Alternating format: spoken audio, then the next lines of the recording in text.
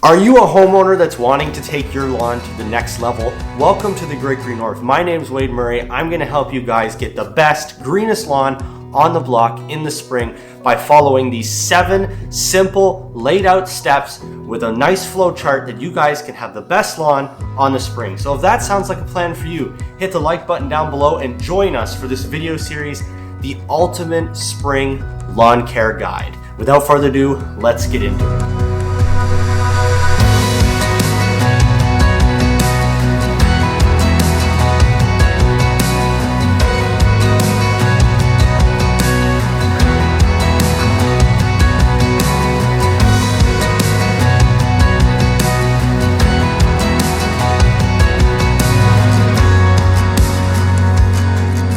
Alright, so welcome to episode 1. Today we are going to be talking about snow melting in the lawn and what this means for you guys in the spring. So most of these videos are going to be focused on cool season grass and transition go grass, places that get snow. If you don't know if you have cool season grass, if you live anywhere north of Texas in the United States, you're most likely sitting either in a transition zone or cool season grass area. Especially for all of us up here in Canada, we are sitting in cool season grass.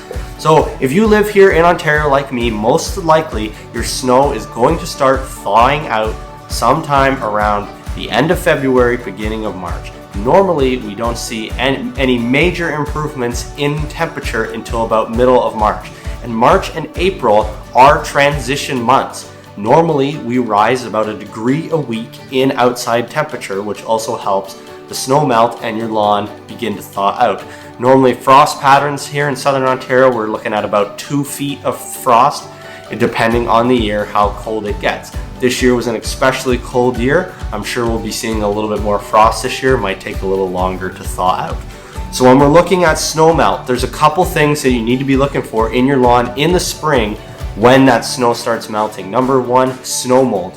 You need to look to locate snow mold in your lawn and what it looks like. Snow mold basically looks like cobwebs on top of the lawn, and it is a disease, but don't panic that it's there. There's simple solutions you can do to help get it out. Number 1, you want to make sure that you're raking it out ASAP. As soon as the lawn dries out, you can rake the snow mold out of your lawn. I have a video last year about how to get rid of snow mold. It will be linked down in the description. The way snow mold forms is when you have moisture underneath snow on top of your lawn. That's how snow mold forms. So if you're living somewhere here like Southern Ontario where we get a lot of freeze and thaw, if you have a snowstorm system come in and it starts with moisture on the front end, then you're going to get snow mold. And this can cause localized brown spots or dying of the grass in the springtime. So what you need to do is rake that pathogen out of the grass. It doesn't allow the pathogen to eat the grass. So wait until your lawn has dried out. You can rake that out to prevent the pathogen from eating the grass, and hopefully those brown spots will heal up quicker than expected. Snow mold is not a major issue here, but it is an issue and something to think about. So make sure that you're keeping your eye out for snow mold when the snow melts. Number 2, you need to be looking for windburn or laid over grass. Depending on how much snow you get from where you're located in southern Ontario, Canada, anywhere in the United States that gets snow, you can see laid over grass. Depending on how tall you cut your grass at the end of the fall, the snow basically acts like a giant glacier. Your grass blades are standing up like this, the snow lays on top of it and pushes them over the winter. Because as the snow melts, it moves and it pulls the grass blades down and flattens them like the glaciers did before our landforms were created, for those of us who live in glacier created landforms like us in southern Ontario. So what we're looking at here, the snow has flattened the grass. So if your grass was particularly long in the fall, you are going to see more laid over grass. Now the reason you want to open this up is because you know how in the spring there's that mildewy, moldy smell in the air? That's because there's a lack of airflow to the soil and the plants over the winter, which causes rot. So what we need to make sure is when we're getting all this moisture in the spring, that moisture is getting down into the soil and those grass blades are being opened up. So what you're going to be hoping for is as soon as your lawn begins to dry out, it's not sogging wet, it's not frozen, everything's dry, and you're moving into the spring. For us here in southern Ontario, this is end of May, early April. you are going to be able to go out there with a rake. Doesn't have to be a thatch rake, it can just be a spring-loaded rake, and you're going to try to just rake up that grass lightly to get everything standing back up again. Number one, it makes your lawn look considerably better, nothing's laid over. Number two, you're going to be getting that airflow coming into your lawn, stopping that rot from happening, stopping diseases like snow mold from getting hold in your lawn, and allowing the lawn to open up, get that airflow, get the water and nutrients down into the soil, and get your lawn to wake up just that much quicker. Another thing that areas that don't get a lot of snow can see is windburn.